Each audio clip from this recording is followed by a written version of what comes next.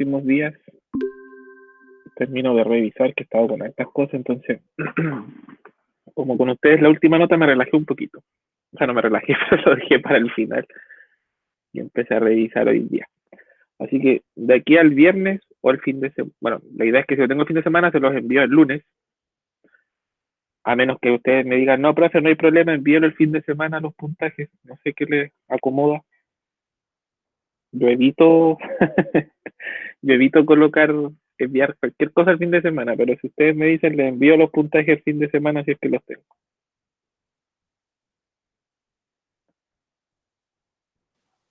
Cuando le acomode más nomás, según yo. O sea, cuando los tenga, yo creo que el fin de semana lo más probable es que termine de revisar, ¿ya? O sea, igual voy a Ya. revisar hoy día en la tarde y todo, pero sí, ¿Pero son 3 notas o no? sí, son 3 notas. Y eso le iba a contar. Y ahora vamos a empezar a ver disoluciones químicas y quiero sacar una última nota, ¿ya? Pero no va a ser obligatoria esa nota, va a ser una nota salvavidas. Si usted quiere subir su promedio, puede dar esa prueba. Si le sube, la dejamos. Si le baja, no la coloca. Y si siente que tiene promedio 7 y que no es necesario darla, no la da. ¿Ya? Como una nota salvavidas. Llamémosla así. ¿Ya? Entonces, van a ser 3 notas para todos y la cuarta nota, el que quiere la da. Si quiere, por ejemplo, probarse para ver cómo está para esa materia, la puede dar sin problema. Si le mantiene el promedio, la dejamos. Si la sube, la dejamos. Y si le baja, no la colocamos. ¿Les tinca o no les tinca la idea? Sí, según ¿Cuándo yo. sería esa nota? ¿Cómo, perdón, Tabata? ¿Cuándo sería esa nota? Sería la última semana de clase, la semana del 27. Ya. Del 27 sí, sería el miércoles 25. Nos quedan 3 semanas de clase, entonces estas 2 más y la última sería esta evaluación que la pueden dar de forma sin compromiso, por así decirlo. Si les favorece, sería la nota solo día porque nos pidieron 3 notas con ustedes mínimo. Entonces la cuarta, ahí la sacamos con, si les va bien, si no, no la colocamos nomás. Así que estamos, ok. Entonces esta semana yo trato de tenerles sus notas, fin de semana si es que no alcanzo, y les enviaría ahí sus notitas para que vean el puntaje. Les subiría igual el puntaje, ¿ya? ¿Qué nota les quedaría con el puntaje que tienen? Espero todos hayan sacado un 7 porque no estaba tan compleja la actividad. Y la última va a ser sobre, por ejemplo, disoluciones químicas y vamos a ver todo lo teórico. La próxima clase vamos a ver las propiedades, la porcentaje masa, volumen. Y la última clase vamos a ver ahí todo lo que es molaridad, molalidad. Y si alcanzamos a ver propiedades coligativas. Lo otro, chicos, de aquí, ¿quiénes les toca ir presencial el viernes? A mí, ¿Quién es a mí? ¿Quién es a mí? No alcanza dale. al Ale. Ale, ¿qué mención vas a dar? Biología, ¿cierto? Sí, pi. Ya, biología, la Ale. Que es para saber cuántos imprimir y no imprimir excesivamente. Ah, ya, ya. ¿Quién más va a dar, chiquillos, presencial el viernes de ciencias? Yo, Hans. Hans, química, ¿cierto? sí. Perfecto. ¿Quién más? ¿Quién más? ¿Ninguno más va presencial? Yo también. Ya, Vicente. ¿Y Vicente va a dar química igual? Química. Perfecto.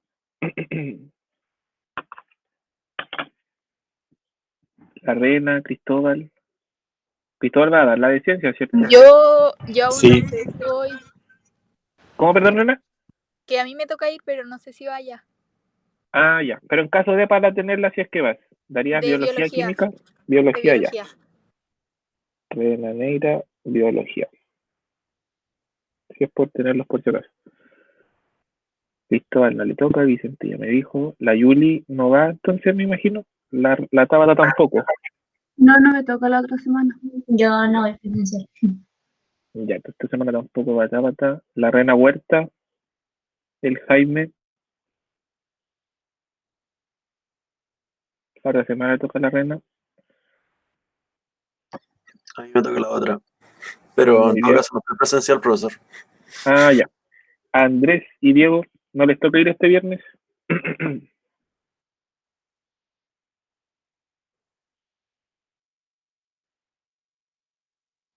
Ah, ya, perfecto. O sea, van a ir a la revisión, los que no la van a dar. Oh, de veras que hay que hacer, ya. Terrible. Tengo que hacerles el ensayo también.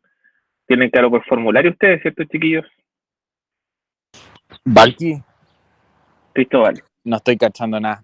¿El viernes va el grupo 1 o el 2? no tengo idea. ¿Cuál va, Maite? Ah, entonces yo sí voy el viernes. ¿Te toca ir el viernes? Sí, parece que Se sí. supone que va el grupo 2.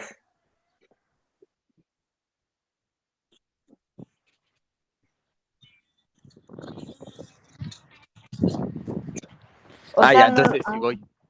Ya. ¿Y cuál va a dar, Cristóbal? ¿Cuál era? Ah, biología. Según yo nos toca ir el viernes. ¿Cómo, perdón? Es que según yo nos toca ir el viernes. ¿Les toca o no les toca? No nos toca. Según yo tampoco. Es que Por- nos dijeron que era este último, ¿qué día fuimos? El martes, no me acuerdo. Que era nuestro último día casi. Sí, era nuestro último día, nos dijo Chano, don Luciano. ¿Cómo? No, si van, porque el lenguaje dice, el próximo viernes asiste una corrección facsímil de ciencia de historia al mismo grupo que asistió el pasado martes a matemáticas. Y ese fue el Pero- lunes. Ya fuimos a la corrección. La corrección fue la semana pasada, según yo no está con nosotros, pero no voy a comentar porque me iban a arreglar.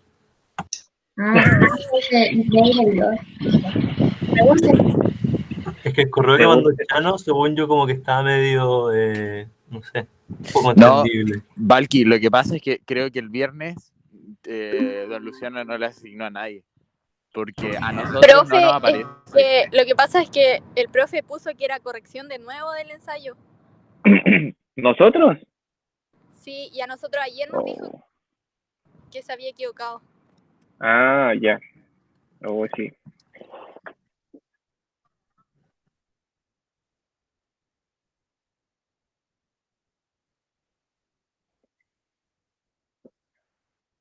Ujú.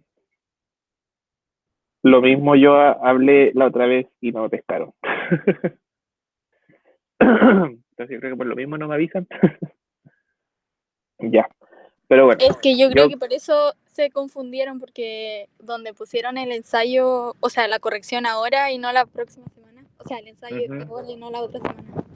Yo incluso creo que los que vayan esta semana les van a decir, vayan la próxima semana a la revisión. Porque no tiene sentido que los que den en la casa vayan a revisión la próxima semana.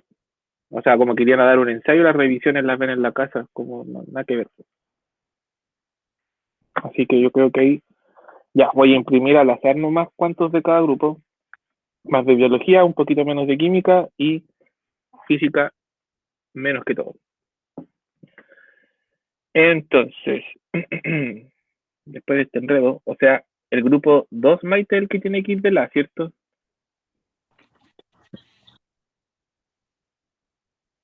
Ah, ya.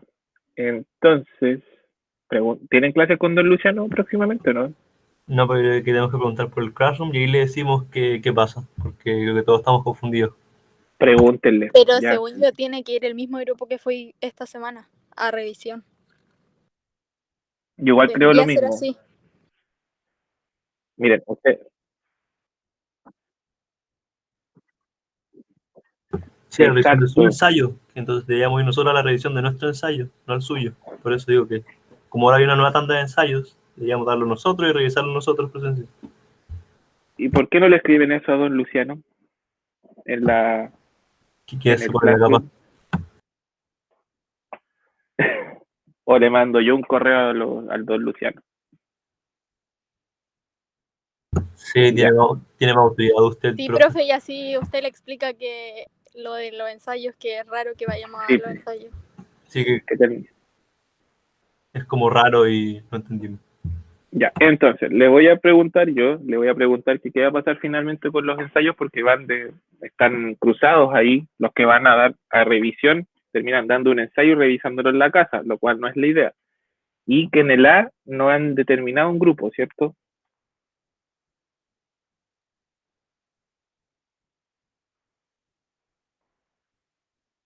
Para la red social de una Martínez, el inicio de la 8:30, el 26 de octubre se tomará virtualmente el ensayo de lenguaje.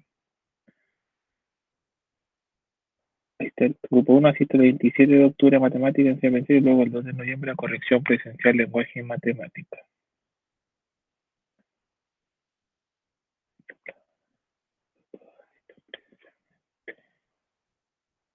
Como que se le olvidó contar el viernes. Sí. Es súper triste, pero como que está puro full matemática y lenguaje. Y lo que No. más nos falta es ciencia, porque es lo que menos hemos hecho como correctamente. ¿Ensayos, po? Sí. Hoy vino, coloca 9, 10, 16 y vuelve a no colocarnos. Ya, yo le voy a escribir que entonces cuarto A no han determinado grupo para asistir los días viernes. En el B y en el C. Ahí necesito un representante ahora para conversar. En el B y en el C. ¿Tienen organizado, sí, este viernes y el próximo? Es que, profe, en nuestro curso hay solo un grupo, entonces va toda la semana al mismo grupo. Ah, va toda la semana los mismos grupos, ya. Entonces el C no hay problema con eso. Y los del B.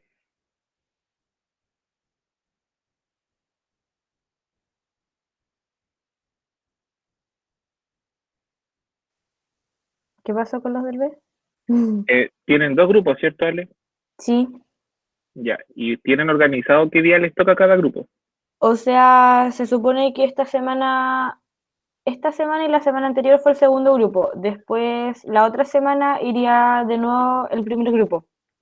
Ah, ya. Entonces ahí ustedes tienen el drama de que la próxima semana va el grupo 1 y va a ir a revisión el grupo que estaba haciendo el ensayo en la casa. Ya. Sí. Pero, o sea, creo que no hay problemas como con mis compañeros por eso. Como que no. No, sí, me imagino que les da lo mismo si revisan en la casa o presencial, ¿ya? Sí. Pero el A es el tema complicado ahí, pues, que no han determinado los grupos, entonces los tiene a todos enredados.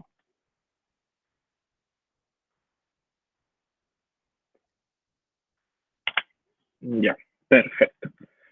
Ya, entonces terminando la clase le voy a enviar el correíto, o incluso si me lo encuentro más rato en el tengo que ir a imprimir, así que si lo pillo, le voy a preguntar. Ya, entonces, ahora voy a empezar a grabar la clase. Ya. Estaba presentando. Valky, antes de que siga, dígame, Cristóbal. ¿Cuántas notas nos quedan en esta asignatura? Ya, ¿no estabas tomando atención al principio? Es que llegué tarde. Ah, ya. Cristóbal, vamos a tener las 3 notas que tenemos hasta el momento. La tercera la tengo que terminar de revisar el fin de semana. Se las voy a enviar si es que la tengo, ¿ya? O el lunes a más tardar, yo creo. Ya. Y estas van a ser las 3 notas que quiero. Y Ya. una cuarta nota va a ser optativa. Ahora vamos a ver disoluciones químicas.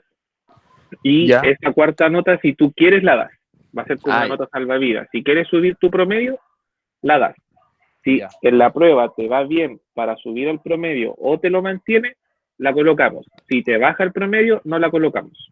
Ah, ya entendí. Ya, perfecto. Y, por ejemplo, si tienes buen promedio y dices, ya, prefiero quedarme con esto seguro, no das la actividad nomás.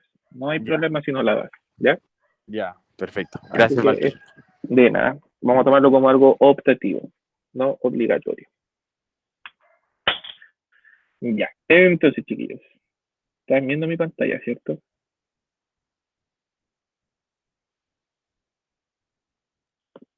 ¿Se ve el PPT? Sí. Perfecto. Esta parte, chiquillos, recuerden que deberían manejarla bien. Es como la unidad que más se trabaja después. Es como lo que más se trabaja en los demás años, cuando hablamos de disoluciones, ¿ya? Esta unidad entra en harta cantidad, tanto en común como en mención, y se juega un poquito también con lo que es estequiometría. Así que ahí vamos a estar trabajando. Algo que antes que se me olvide, mañana en el repaso PTU vamos a revisar la parte de mención de química. ¿Ya? Yo más rato voy a escribirlo en el grupo, pero para los que dan biología no se conecten porque vamos a revisar la mención, ¿ya? Que es la parte que nos quedó de revisar de la parte del ensayo, ¿ya? Para que no tengan problemas. Entonces, chiquillos, recordemos las clasificaciones de los compuestos. La materia se clasifica, recuerden, en elementos, compuestos y mezclas. Aquí tenemos aire, tenemos ácido, tenemos oxígeno en un tanque, tenemos bicarbonato, tenemos latas de aluminio, tenemos petróleo, una moneda, lingotes de oro puro y tenemos una bebida. ¿Cómo se clasifica cada uno de estos? Por ejemplo, el primero, el aire, se podría clasificar como compuesto, elemento o mezcla. Mezcla. Mezcla, muy bien. ¿Por qué una mezcla? Y tiene varios compuestos. Tiene varios compuestos, excelente. ¿Y qué tipo de mezcla podríamos decir que es? Homogénea. Homogénea, muy bien. Porque no logramos diferenciar dónde está cada uno. El ácido nítrico, digamos que es. ¿Qué clasificación tendría el ácido? Un compuesto. Es un compuesto, muy bien. El oxígeno.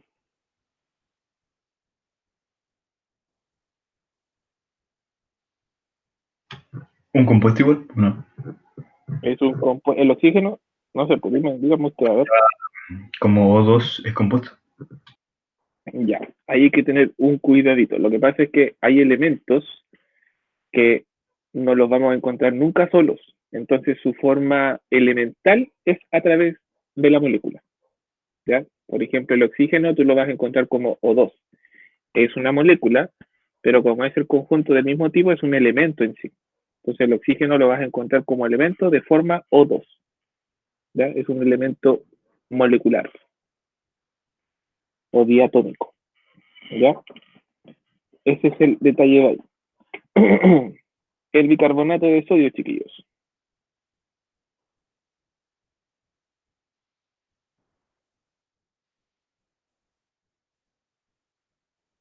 Un compuesto. Es un compuesto, muy bien. El aluminio de las latas.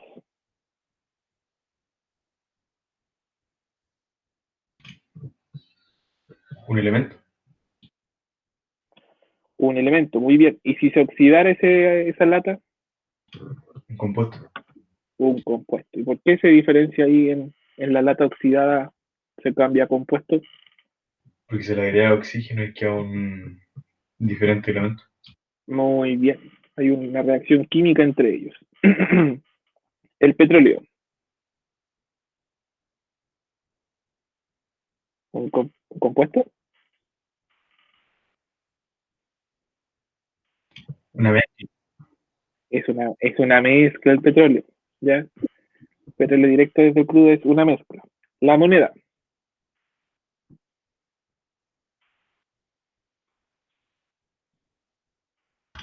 Una mezcla. Es una mezcla, muy bien. El lingote de oro puro. Elemento. ¿Una? Elemento. Perdón. Elemento, muy bien. ¿Y la bebida? Mezcla.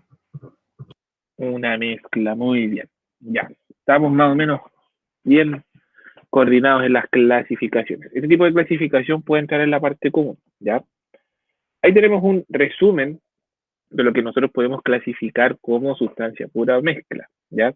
Esa es la clasificación general. Toda la materia se divide en sustancias puras y mezclas. Sustancias puras es el conjunto de lo mismo, la mezcla es el conjunto de cosas distintas. Entonces, en el caso de las sustancias puras, podemos encontrar los elementos y los compuestos. Recuerden que los elementos no se encuentran como átomos individuales, sino que se encuentran como conjunto de átomos. Y en el caso de algunos se encuentran como estas moléculas diatómicas, que es en el caso del oxígeno, el nitrógeno, los halógenos que se encuentran en forma gaseosa. Entonces, todos esos compuestos siempre van a estar de a dos, ¿ya? Y tendríamos los elementos. Y en el caso de los compuestos, es un conjunto de elementos que han reaccionado químicamente y se forma un enlace químico, ¿ya? La diferencia es que los elementos los podemos encontrar todos en la tabla periódica y los compuestos tienen fórmula química. Esas son formas de reconocerlos, ¿ya? Y están formados por distintos elementos. Pero compuesto igual es un conjunto grande de muchas moléculas, ¿ya? Cuando hablamos de moléculas, de átomos, es en pequeñas cantidades, ¿ya? Pero cuando hablamos de elemento y compuesto, es por lo menos hablar de un mol de cada uno. Entonces, recordemos ahí, elementos, en el caso de los gaseosos, se encuentran de forma molecular, pero son solo los específicos. Y los compuestos son formados por distintos tipos de elementos. Por eso que no podemos identificar el O2 como un compuesto, porque no es el conjunto del mismo elemento, entonces sería inmediatamente elemento. Y las mezclas son para la redundancia, una mezcla de compuestos distintos, pero sin que haya interacciones químicas entre ellos, ¿ya? Puede haber interacciones por diferencia de carga, por polaridad, pero nunca va a haber una interacción por reacciones químicas, ¿ya? O sea, las moléculas mantienen sus propiedades originales, no tienen ningún cambio las moléculas o elementos si es que están presentes, ¿ya? Y si son homogéneos, se mezclan en una misma fase. Si son heterogéneos, se observan las distintas fases de sus componentes. Ahí tenemos un ejemplo. El O2 es el elemento y el compuesto es el agua, ¿ya? Aunque sea una molécula, el O2 es elemento porque es el conjunto del mismo tipo de elementos. Y el compuesto, ahí tenemos hidrógeno y oxígeno, dos tipos de elementos que se unen. Y recuerden que los compuestos los podemos encontrar siempre como fórmula química, ¿ya? Y luego tenemos las mezclas homogéneas, observamos una sola fase, todo se mezcla sin problema. Y finalmente tenemos las mezclas heterogéneas, que son aquellas que nosotros podemos diferenciar las fases. Pueden ser todas líquidas, pero diferenciamos cada uno de sus componentes. A las mezclas homogéneas, ¿cómo se les llama, chiquillos? De forma general.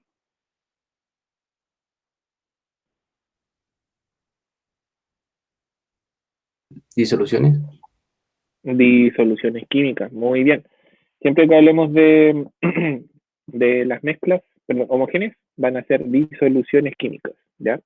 Y las heterogéneas son todos los demás tipos de sustancias. Luego aparecían dos sustancias que están dentro de las heterogéneas, que eran las suspensiones y los coloides. Una de ellas está más cercana a las homogéneas y la otra más cercana a las heterogéneas, pero ambas son heterogéneas, ¿ya? Todo esto lo diferencia el tamaño de la partícula. Mientras más grande sea la partícula, más heterogéneo es. Mientras más pequeña es la partícula, más cercano a la disolución es, ¿ya? Las suspensiones son tipos de mezclas que inicialmente parecieran que fueran a disolverse, pero las moléculas son tan grandes que la gravedad hace efecto sobre ellas y se van al fondo, ¿ya? Entonces ahí podemos encontrar la sangre, por ejemplo, que es una mezcla de plasma, de células disueltas en plasma, y aquí las células se van al fondo con el paso del tiempo, ¿ya? Como son livianitas, se demoran un tiempo y uno apura el proceso con una centrífuga, ¿ya? Uno coloca los tubitos en una especie de circulito y empieza a girar la centrífuga y la separa ahí por masas, ¿ya? Y se van al fondo. O un ejemplo es agua con arena, que al principio pareciera que la arena se mezclara, pero como algunas partículas son grandes, se van al fondo de todo, ¿ya? Y luego tenemos los coloides. Los coloides son partículas intermedias que quedan flotando en el disolvente y pareciera que fueran disoluciones, ¿ya? Pero el tamaño de la partícula no le permite ser disolución, porque el soluto no le permite meterse entre los espacios que le deja el disolvente, sino que por una cosa de que no son ni tan grandes ni tan chiquititas, quedan flotando. Hay 4 clasificaciones de coloides. Están los de tipo de emulsión, los de solución, aerosol y espuma, que va a depender del tipo de soluto y disolvente que encontremos donde se pueden clasificar, ¿ya? Entonces, por ejemplo, uno puede decir, la mayonesa, que el caso de la emulsión es un tipo de disolución, pero el tamaño de la partícula no le permite ser una disolución, sino que un coloide. Todos los coloides son partículas flotando en un disolvente, pero que son de un tamaño más grande. ¿Ya? Las leches, por ejemplo, también, la lactosa es grande, esa molécula, y aparte que se encuentra en forma de carbohidrato, entonces son moléculas muy grandes que flotan pero no se logran disolver. Tenemos el aerosol, que son por ejemplo las gotitas de agua que quedan suspendidas y forman la niebla, y tenemos las espumas, como por ejemplo las cremas batidas. ¿Se acuerdan cómo se podía comprobar esto? Para determinar cuál es cuál. Tenía que atravesar un láser, algo así, ¿o no? Exactamente. ¿Y cómo se le llama ese efecto? I don't know. ¿Cómo, perdón? ¿Doppler? El efecto... No, no es del Doppler. El Doppler es de ruido. Ese. El efecto Tyndall. ¿Ya? El efecto Tyndall ayuda a identificar si es un coloide o no. ¿Cómo se hacía? Tenían que simplemente colocar una pequeña muestra del coloide, disolverla en agua, y pasar un láser. Si se ve el caminito del láser, es un coloide. Si no se ve, es una disolución. Porque las partículas grandes logran reflejar ahí el láser, entonces ustedes pueden observar el caminito del láser cuando entra en el vaso y sale, por ejemplo. Con la leche se observa súper bien. En cambio, si ustedes colocan el láser, no ven nada y ven solo la salida del láser, es una disolución. Porque en la disolución las partículas son tan pequeñitas que no logran reflejar correctamente el láser. ¿Ya? Igual lo mismo pasa aquí en los aerosoles. En las espumas y las emulsiones son más difíciles, pero si ustedes sacan una pequeña muestra y la disuelven más, la diluyen, se puede ver el efecto Tyndall. ¿Ya? Entonces por eso es más sencillo.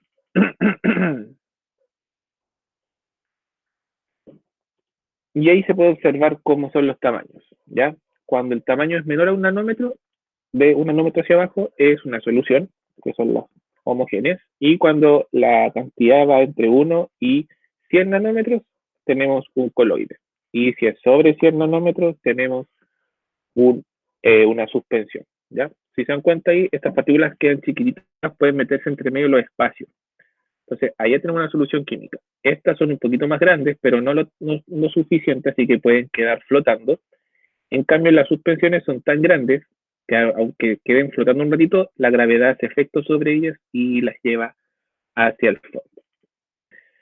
¿Se acuerdan cómo se llamaba esta parte que quedaba sobre el soluto? ¿Y cómo se llamaba el proceso cuando esto se va al fondo? Decantación. Decantación. Entonces lo que ocurre es una decantación. Eso se le llama decantado en la parte del fondo. Y lo que queda arriba, ¿cómo se le llama?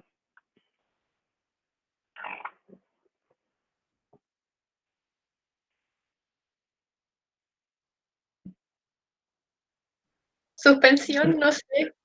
No. ¡Ah! ¿Cómo se le llama? ¿Alguien se acuerda?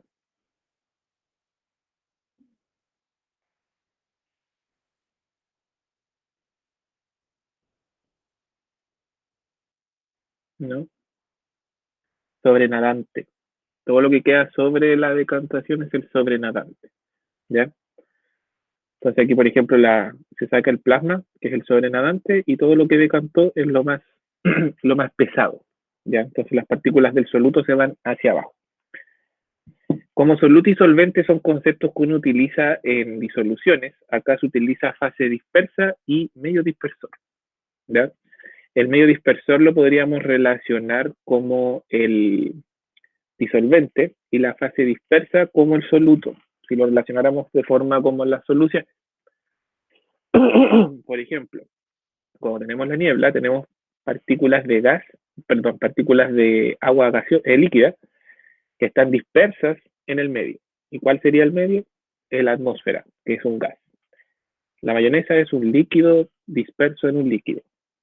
La crema batida es gas disperso en un líquido, como que lo infla. Y tenemos la mantequilla, que es un líquido disperso en un sólido. ¿Ya? Entonces podríamos decir que el medio dispersor va a ser el disolvente y la fase dispersa va a ser el soluto. ¿Ya? Tengan claro esos chiquillos porque después uno le habla bastante eso del medio dispersor y la fase dispersa y suele provocar enredos. Así que tengan ahí, anoten para que no se les vaya a decir.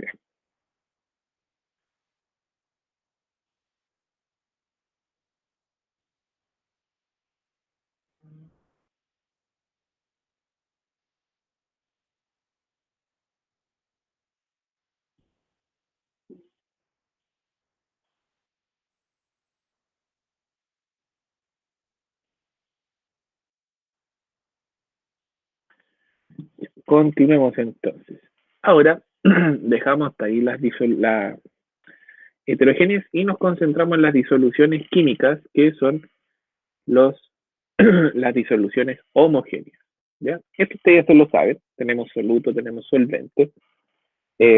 Recuerden siempre eso, porque a veces cuando hacemos cálculos de molaridad, siempre tenemos que identificar a veces por esta fórmula cuánto soluto me queda, cuánto disolvente tengo.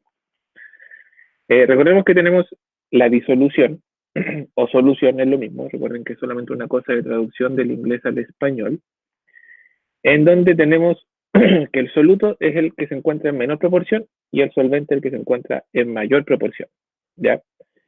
En el caso del disolvente se le llama fase dispersante, porque es el que va a desordenar al otro compuesto, y el soluto se le conoce como fase dispersa porque se va a desordenar o a dispersar dentro del disolvente, ¿ya? Y la mezcla de ambos se le llama disolución química. Característica especial, que entre este soluto y este disolvente hay solo interacciones, pero no hay reacciones químicas. O sea, cada uno conserva sus propiedades originales, ¿ya? Mezclamos agua con sal, la sal sigue siendo sal, el agua sigue siendo agua, ¿ya?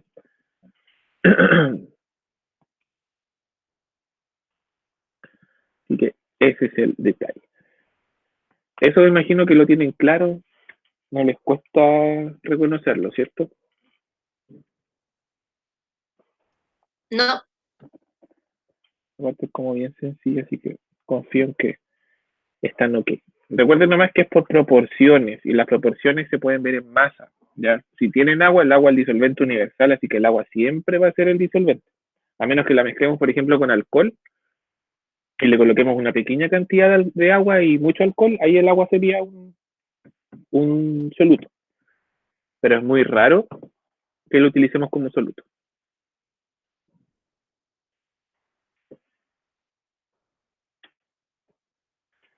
Entonces, vamos acá. Recordemos que siempre el estado de la materia de la disolución va a depender solo del disolvente. Da lo mismo como esté el soluto, el disolvente es el que determina el estado de la disolución. Por ejemplo, si el disolvente es sólido, da lo mismo si el soluto sea sólido o líquido, la disolución va a ser sólida. En el caso de una disolución líquida, depende solo del disolvente, porque da lo mismo en los tres estados que tenga el soluto, el disolvente le determina finalmente cuál es. Y finalmente, en el caso de los gaseosos, todo es gaseoso, la disolución va a ser gaseosa. Un ejemplo acá, por ejemplo, si el soluto es, dije dos veces ejemplo. Si el soluto es sólido, disolvente es sólido, el resultado es una disolución sólida, como el bronce. Que mezclamos un metal con otro metal, entonces todo se mantiene igual. Pero, por ejemplo, si el soluto es líquido y lo mezclamos con un sólido, y el que está en mayor proporción es el sólido, se transforma en una disolución sólida, como por ejemplo la amalgama dental, que es la que colocan en los dientes. En el caso de los líquidos, por ejemplo, sal en agua, sería sólido en un disolvente líquido. Las bebidas gaseosas es gas disuelto en un disolvente líquido. Y alcohol en agua es líquido con líquido. Y el aire podría ser un ejemplo de gas con gas.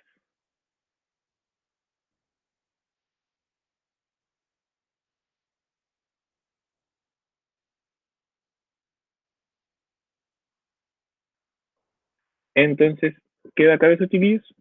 La dependencia del estado de la disolución. Profe, Sí. Dígame. ¿Qué significaba que un líquido fuera continuo?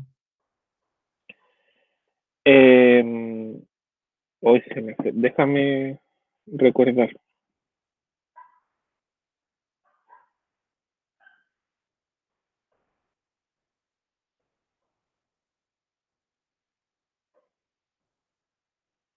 Es que, o sea, Vicente, cuando hablas de líquido continuo, específicamente, ¿en qué parte de lo viste? Por ejemplo, un gel,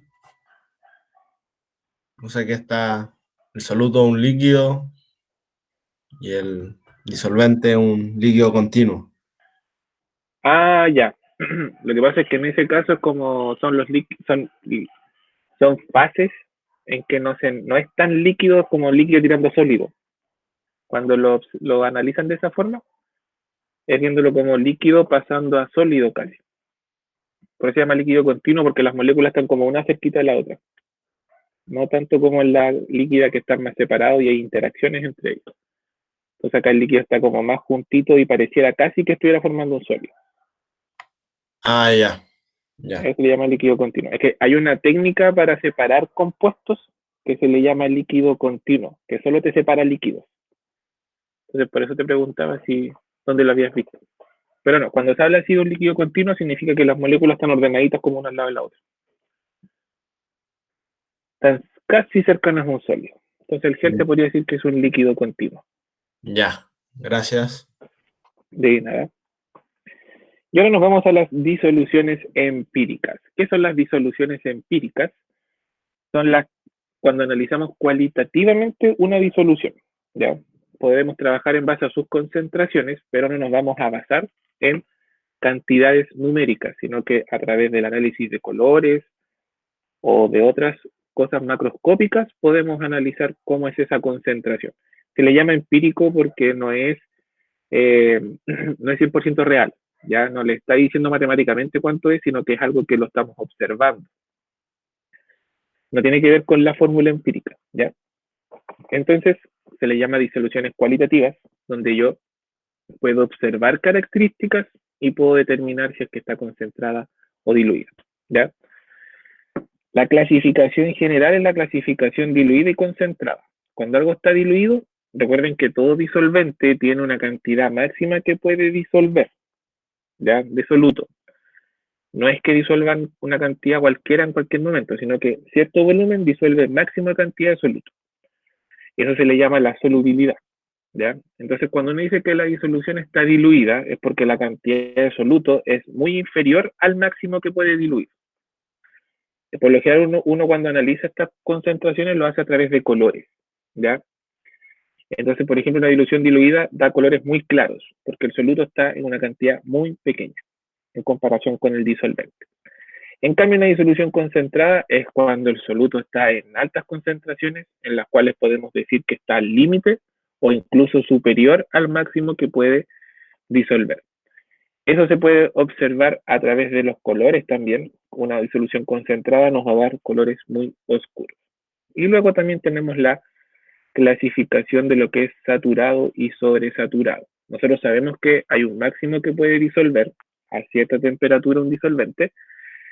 Cuando se llega a ese máximo, se habla de disolución saturada, ¿ya? Entonces, por ejemplo, si el agua puede disolver 30 gramos de sal, cuando le agregamos 30 gramos de sal está saturada. Si tiene menos de 30 gramos, no está saturada. Y si tiene sobre esos 30, hablamos de sobresaturado. Sobresaturado tiene el máximo de lo que puede disolver. ¿Y cómo lo podemos observar? Porque se le hace una pequeña decantación en el fondo, ¿ya? ¿Por qué no se clasifica como una homogénea, por ejemplo, en ese caso, una sobresaturada? Porque queda parte disuelta. En cambio, las suspensiones, todo se va al fondo, ¿ya? Nada queda disuelto. Esa es la diferencia, ¿ya? Entonces aquí, por ejemplo, podemos observar en estas imágenes lo que está diluido y lo que está concentrado. Lo más fácil de determinar esto a través de colorimetría, que los colores nos indiquen ahí cómo están esas concentraciones, ¿ya? Concentrado colores oscuros y diluidos colores claros. Insaturado es que la cantidad de soluto está muy baja en comparación con el máximo que puede disolver. Saturada está en el máximo y sobresaturada es porque hay un exceso de soluto, ¿ya? Y vamos a poder observar que incluso queda un poquito en el fondo. Entonces, estas son formas cualitativas de analizar las concentraciones, ¿ya? ¿Consulta de estos chiquillos?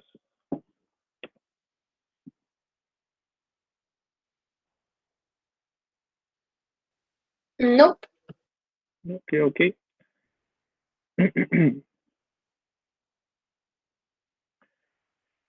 Ya, entonces continuamos. Entonces, cuando hablamos de ya nos empezamos a meter al proceso de disolución, tiene mucho que ver se me olvidó la palabra. Se me olvidó. La solubilidad. Tiene mucho que ver cuál capacidad tiene el disolvente de mezclar al soluto, ¿ya? Y eso se le llama el proceso de disolución, que es la capacidad de una sustancia de disolverse en otra llamada disolvente, ¿ya? Va a depender si cuánto va a disolver. La única forma que se pueda disolver es a través de las interacciones. Y aquí tienen que acordarse siempre que lo similar disuelve lo similar, ¿ya? Lo orgánico se disuelve con lo orgánico, o lo que puede hacer interacciones con lo que puede hacer interacciones. Por ejemplo, el agua con el aceite no se mezclan porque el agua es polar y el aceite es apolar. Y como lo similar disuelve lo similar, lo polar disuelve lo apolar a lo apolar, ¿ya? Si nosotros quisiéramos mezclar también, por ejemplo, agua con combustible, tampoco se mezclan, ¿ya?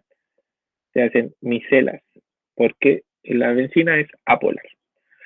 Entonces va a depender de estas propiedades polares para saber si una mezcla a la otra, ¿ya? Si no hay interacciones, no va a haber mezcla. Si hay interacciones, se van a mezclar sin ninguna dificultad, ¿ya? Y todo tiene que ver con la solubilidad también de cuánto puede tolerar ese disolvente. Si el disolvente tiene espacios suficientes, puede meter alto soluto dentro, pero si tiene poquitos espacios, va a meter una cantidad poca de soluto y lo demás va a quedar como decantación, ¿ya? La solubilidad fácilmente de los líquidos y los sólidos la podemos cambiar en base a la temperatura. Si calentamos un líquido, por ejemplo, aumenta su capacidad de solubilidad, ¿ya? Más temperatura, más soluble se hace un líquido. Pero en el caso de los gases se comportan distintos. Si yo aumento la temperatura, la solubilidad disminuye. Y la presión, si la aumento, aumenta la solubilidad de los gases. ¿Por qué pasará eso en los gases, chiquillos?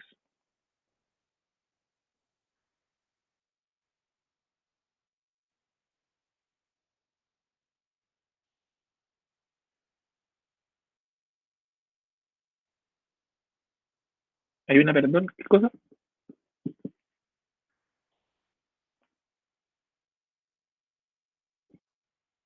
Ya, y si yo aumento la temperatura, ¿por qué se dice que la solubilidad disminuye?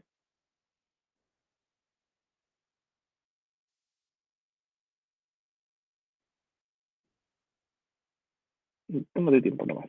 Yo te espero.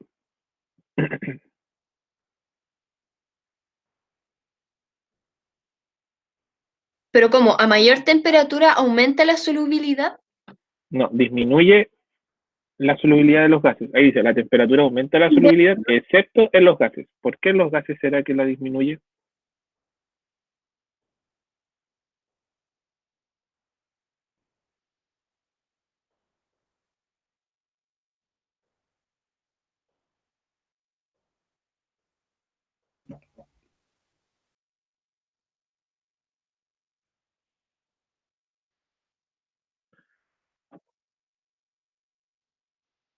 Ya, pero piénsalo solo en gases.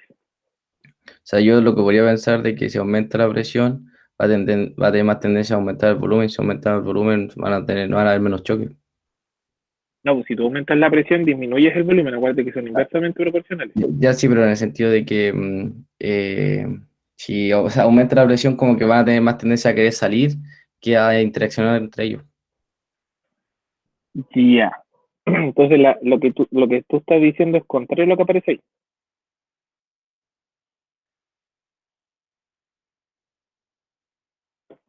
Piénsenlo aquí. Temperatura. Yo tengo una solución adentro, la tengo cerrada, ¿ya? Si yo, por ejemplo, quiero mezclar agua con sal y le echo lo sobresaturo, si yo caliento esa disolución, más sal se mezcla en el agua si yo le aumento la temperatura. Pero ¿por qué será que los gases, si yo tengo una mezcla de gases, o tengo un gas y le subo la temperatura, el gas no se va a mezclar más? Parte de lo que dijo Hans. ¿Qué le pasa a las partes?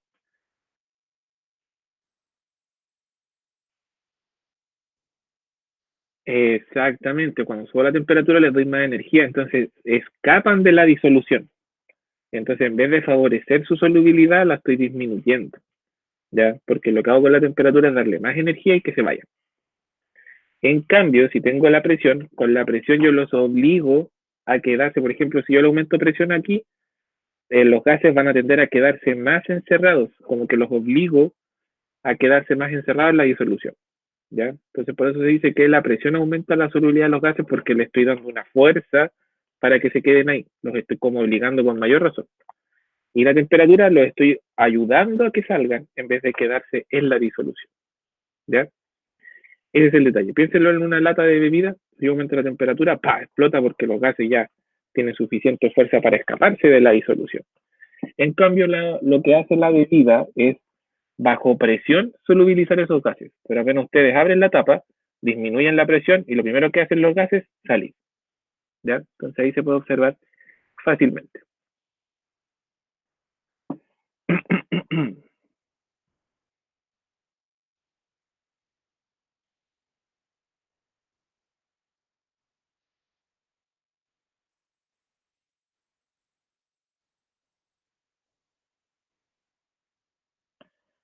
Ya. Entonces, ¿queda acá ese concepto, chiquillos?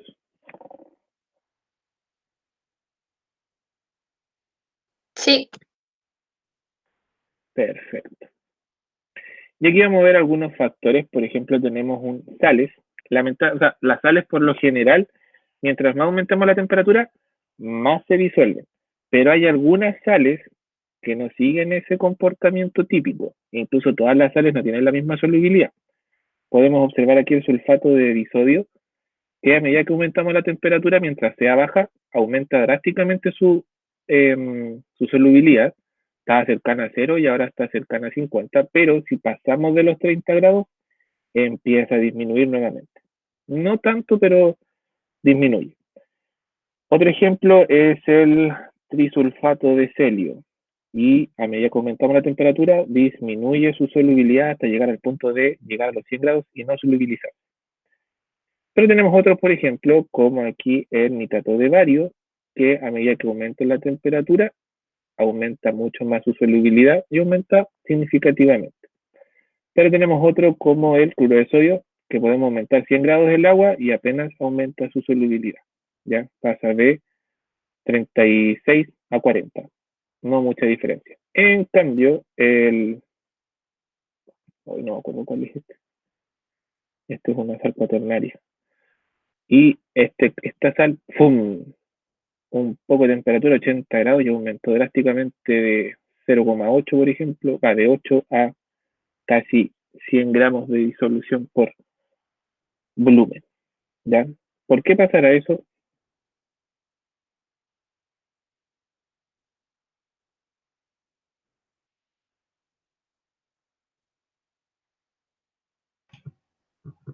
Porque aumenta el movimiento de las moléculas.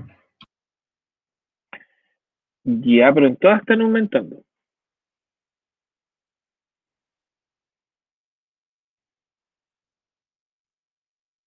Exacto, hay compuestos que cuando uno le da la temperatura hace que se muevan más y vuelvan a unirse. Entonces, por ejemplo, aquí en este caso la temperatura hace que se vuelvan más unidos. Depende mucho, ¿cómo se llama? La interacción de los enlaces iónicos. Mientras más fuerte sea el enlace iónico, menos se hace esta diferencia de aumentar la solubilidad, ¿ya? En cambio, cuando el enlace iónico es más débil, ¡pum!, se separa fácilmente y se hace la disolución, ¿ya? Porque aparte que el enlace iónico se hace el enlace ion-dipolo, a veces las mismas moléculas que se separan pueden hacer hasta puentes de hidrógeno entre medio con el agua, ¿ya? Entonces, se pueden hacer ahí un sinfín de interacciones que puedan permanecer ahí, que hace que no todas las sales sean iguales, ¿ya? Incluso cuando uno ya estudia química más profunda, puede ver que incluso en un grupo la solubilidad depende mucho del tamaño del átomo, que ciertos elementos son mejores solubles que otros, pero eso ya es química más específica, ¿ya? Y acá se observa lo que pasa, por ejemplo, con el dióxido de carbono a distintas temperaturas y cómo influye la presión directamente. Fíjense acá. La temperatura más baja es este azul que tenemos aquí, y aquí aumentamos la presión y fíjense que la de temperatura más baja es la que más aumenta, ¿ya? En cambio, la de acá es la temperatura más alta. Cuando uno eleva la temperatura de un gas, ¿qué pasa? Disminuye su solubilidad, pero al aumentar la presión también hace que aumenta, pero en menor cantidad que en sus demás compañeras, porque la temperatura hace que baje un poquito esa solubilidad, ¿Se entiende el gráfico?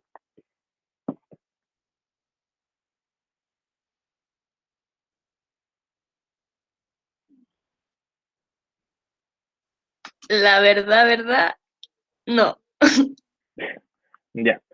Mire, el color representa la temperatura, ¿ya? Recuerden que mientras más temperatura, menos solubilidad hay. Acá está la solubilidad del CO2. Entonces la más soluble es esta de menor temperatura y esta de mayor temperatura es la menos soluble, ¿ya? Se solubiliza esa cantidad por litro y ese se solubiliza mucho más. Y a medida que yo voy aumentando la presión, aquí se observa que la presión al aumentar la presión, la solubilidad aumenta. Pero por la temperatura también que se está viendo afectada, la de menor temperatura es la que más aumenta. Y la de mayor temperatura aumenta, pero es la que menos aumenta, porque la temperatura hace que baje esa solubilidad. La presión la aumenta, pero no lo suficiente porque está a muy altas temperaturas este dióxido de carbono, ¿ya? Entonces, siempre el aumento de presión aumenta, pero la temperatura hace que baje la solubilidad. Más temperatura, baja la solubilidad del gas. ¿Se entiende mejor ahí? Sí, mucho más claro, gracias. Perfecto.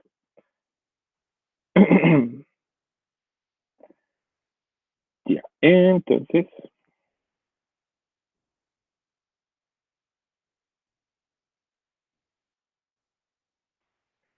continuemos. Para saber cómo van a ser estas interacciones, tenemos que ver primero las fuerzas moleculares que se forman entre el soluto y el disolvente. Recordemos que tenemos fuerzas intramoleculares e intermoleculares. ¿Qué diferenciaba esas dos?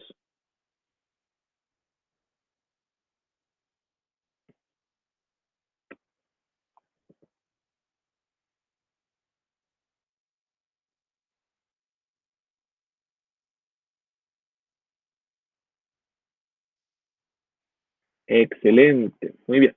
Cuando hablamos de fuerza intramolecular son fuerzas dentro de la molécula, ¿ya? Aquí no estamos hablando de moléculas distintas, es todo dentro de la misma. Y cuando hablamos de las intermoleculares son entre moléculas distintas. ¿Cuáles son las fuerzas intramoleculares? ¿Cuál es la clasificación? Dipolo, dipolo. ¿Eso era o no? No, esas son inter. Ah, ¿Las intra cuáles eran? el momento dipolar. No, Las fuerzas del horno. esas son intermoleculares. Piensa, intramoleculares, ¿qué fuerzas o interacciones se dan dentro de una molécula? Electrostática. No. El nucleares.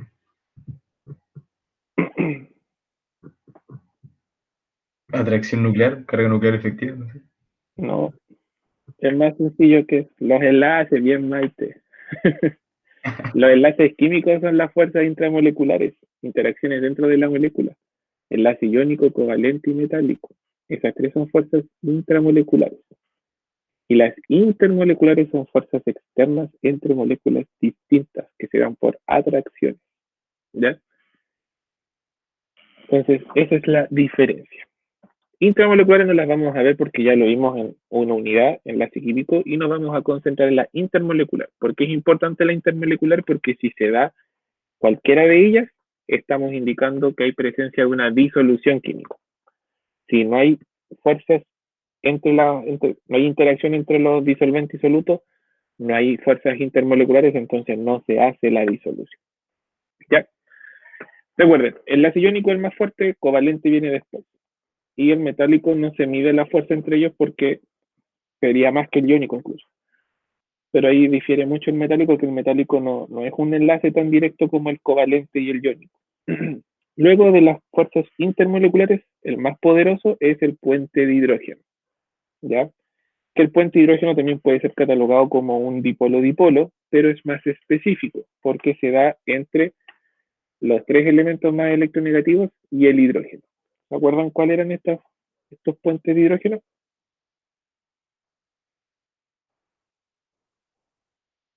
¿Entre qué elementos se va? Con flúor. cloro Flúor, bien. y azufre. Azufre, muy bien. ¿Azufre? No, azufre no. Ya, claro, no. Flúor, nitrógeno y oxígeno, nada más. El cloro no, con solo 3. Oh, yo lo tenía anotado. Tenían aquí flúor, oxígeno, nitrógeno. Son los 3 más electronegativos de la tabla periódica. Los 3 que están en la esquinita. Sí. Entre el hidrógeno de la otra. ¿Le habían enseñado a Maite con el cloro? Es que el cloro se toma más como dipolar en las moléculas, como un dipolo-dipolo. Estos son como los 3 típicos. Y ahí se forma, ¿ya? Tiene que venir de una molécula el flúor, oxígeno y nitrógeno, y la otra molécula tiene que tener hidrógeno y el oxígeno, y tiene que presentar por lo menos uno de estos 3, ¿ya? Por ejemplo, el agua puede interactuar con el agua sin problema a través de puentes de hidrógeno. Ahí interactúa por puente de hidrógeno, ¿ya? Tiene que haber este oxígeno acá también. ¿Por qué? Porque necesitamos esa diferencia de polaridad, que el electrón esté más rato acá y menos rato en el hidrógeno para que se haga un momento dipolar. Si no se hace, no va a haber interacción. Por ejemplo, cuando vimos la clase pasada, el momento dipolar que se podía presentar entre el agua y un éter. Ahí se puede presentar.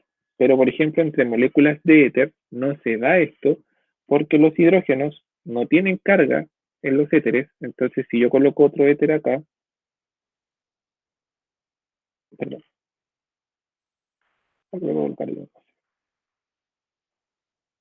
ahí no se va puente de hidrógeno porque esos hidrógenos no están unidos ni a un oxígeno, ni a un flúor, ni a un nitrógeno, están unidos a un carbono. Entonces, estos hidrógenos no interactúan con ese oxígeno. ¿Ya? Entonces tiene que sí o sí este de acá tener un oxígeno, un flúor o un nitrógeno. Sí o sí, para provocar esa diferencia de dipolo, o sea, ese momento dipolar, y puedan interactuar. ¿Ya? Así que tienen que tener ahí ojito al identificar los puentes de hidrógenos que se pueden formar. Tienen que ambas ser moléculas dipolares. Entonces, si acá, por ejemplo, aparece HF y yo le coloco un CH3, ahí no se hacen puentes de hidrógeno, porque el de acá le falta un oxígeno, un flúor o un nitrógeno. Por ejemplo, entre las moléculas de cetona no se hacen puentes de hidrógeno.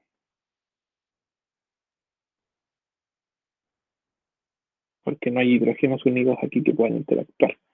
Y si interactúan con los de carbono, tampoco se forma un puente de hidrógeno porque hay un carbono y no hay ni un flúor, ni un nitrógeno, ni un hidrógeno. ¿Se entiende eso, chiquillos?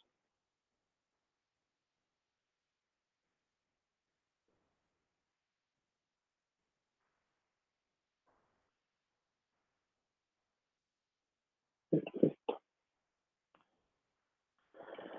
Ya, vamos por lo siguiente. Ya, recuerden, este es el más fuerte que se forma. Luego tenemos las fuerzas de Van der Waals o Van der Waals. Estas fuerzas son secundarias, ¿ya? Tenemos el dipolo-dipolo, dipolo inducido y el ion-dipolo. Esas son las 3 fuerzas que se pueden encontrar en Van der Waals.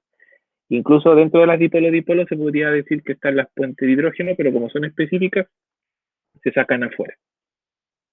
La ion-dipolo se da entre compuestos que cuando se disuelven se transforman en cargas.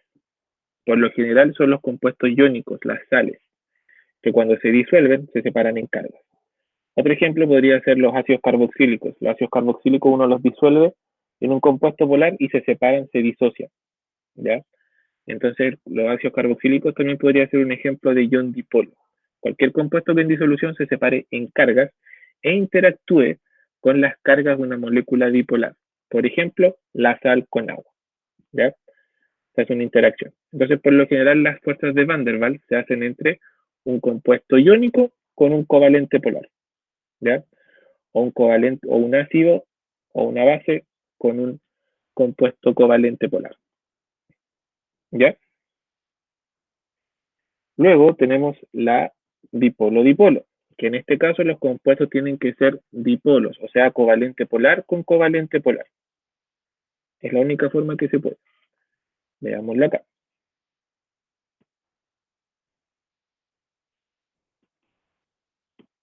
Se ve la pantalla blanca, ¿cierto? Ya, cuando tenemos el ion dipolo, por ejemplo, tenemos el sodio y tenemos el cloro, ya que estos son un compuesto iónico que en cualquier disolución que tenga polaridad se va a separar. Si estamos en el agua, al ser positivo el sodio, se les van a acercar los hidrógenos, perdón, los oxígenos, porque los oxígenos son la parte negativa del agua. Y en la parte del cloro se le van a acercar los hidrógenos porque son la parte positiva de este momento dipolar. Luego tenemos el dipolo-dipolo, que tiene que ser entre moléculas que tengan diferencia polar. Un ejemplo de esto podrían ser las cetonas. Las cetonas se unen una al lado de la otra porque tienen un pequeño momento dipolar con ese oxígeno que presentan. No es muy grande, pero les da una pequeña polaridad cuando son cortitas. Otro ejemplo puede ser el que les voy a dar ahora, que este compuesto es polar, y tiene la capacidad de interactuar. Aquí la interacción, por ejemplo, no se da entre el cloro y el hidrógeno, sino que la molécula completa presenta diferencia de carga y esa diferencia de carga permite la interacción. ¿Ya? Entonces acá tiene que ser covalente polar más covalente polar. En el ion dipolo tiene que ser iónico más covalente polar, o un ácido o base más covalente polar, que genere iones en los productos. ¿Ya? Luego viene el dipolo-dipolo inducido. Esto a algunos les trae problemas porque en este caso se da cuando una de las moléculas es neutra. La molécula completa es neutra. ¿Ya? Pero cuando tiene un dipolo cerca, este dipolo hace que se ordenen sus cargas y pareciera que tuviera cargas por momentos. Pero al momento en que se aleja la molécula con carga, adquiere nuevamente su neutralidad. ¿Ya? Eso es un dipolo inducido. Entonces, este se da entre un covalente polar con un covalente no polar. El covalente polar tiene que tener la suficiente carga para que el compuesto de al lado se pueda separar, o sea, se pueda polarizar. ¿Ya? Y finalmente tenemos la dispersión de London. Y esa es la más débil de todas. ¿Dónde ustedes pueden encontrar la dispersión de London? En los alcanos. En los alcanos, muy bien. Los compuestos orgánicos presentan dispersiones de London. Y recordemos que las dispersiones de London es cuando tenemos la molécula y esta molécula, perdón, no se da entre moléculas, se da entre átomos. Dos átomos neutros que cuando pasan cerquita uno del otro tienden a polarizarse. O sea, los electrones se atraen con el núcleo del otro átomo, entonces pareciera que tuvieran carga. Pero eso solo ocurre mientras están cerca. Por eso que entre los alcanos se da, porque los alcanos son todos neutros, pero como están los átomos cerca en la disolución, en el líquido, por ejemplo, los núcleos atraen a los electrones y se presenta una pequeña diferencia de carga, pero es súper débil. Imagínense que los alcanos casi todos son gaseosos, entonces fácilmente esas interacciones se rompen. ¿Ya? Luego aparece el doble enlace, el triple enlace, y eso ayuda a que mejore un poquito esa dispersión de los. Pero básicamente es por ese proceso que ocurre. ¿Ya? Entonces, compuestos orgánicos, todos presentan dispersiones de London, en el caso de los alcanos, alquenos y alquinos. ¿Ya? Y esas son las fuerzas intermoleculares. Entonces aquí, para resumir los otros que estábamos revisando, el dipolo inducido, y tenemos la dispersión de London. Entonces este se da entre un covalente polar más un covalente apolar. Y la dispersión de London se da entre dos átomos o compuestos apolares. covalentes apolares. Y ahí se da la interacción.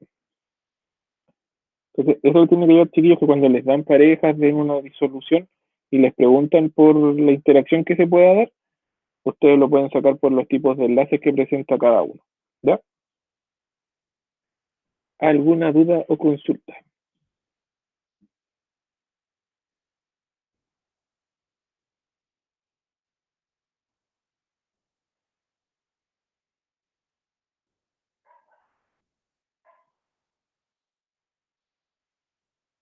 ¿No? ¿No hay dudas?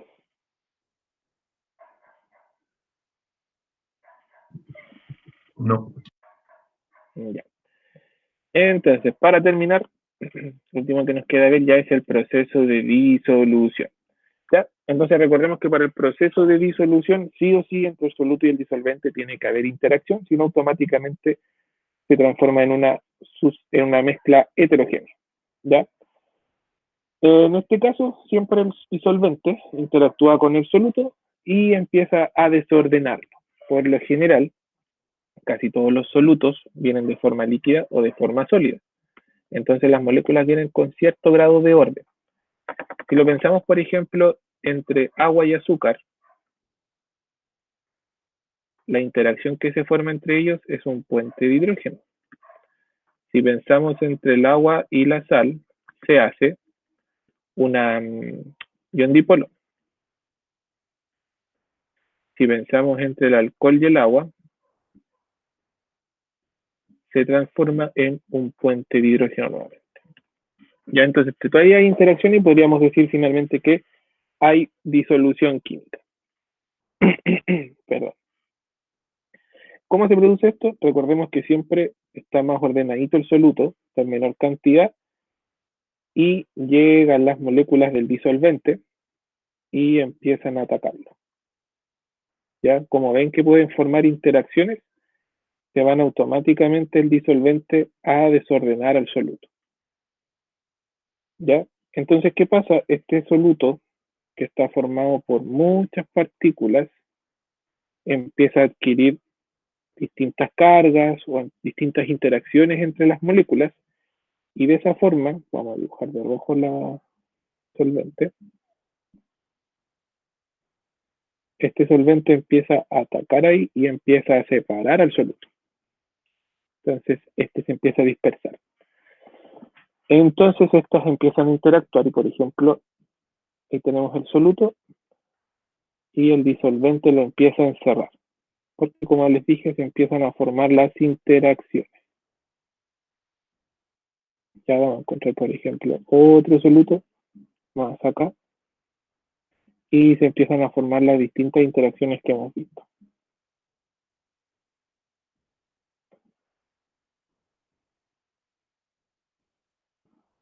¿Cómo se le llama a este proceso, chiquillos? Cuando el solvente empezaba como a englobar el soluto. Solvatación. ¿Cómo, perdón? Solvatación. La solvatación, muy bien. Ocurre el proceso de solvatación. ¿Ya? Ese proceso es cuando el disolvente engloba el soluto, lo separa del componente más grande y lo engloba. Pero este proceso, cuando el solvente es agua, ¿cómo se le llama?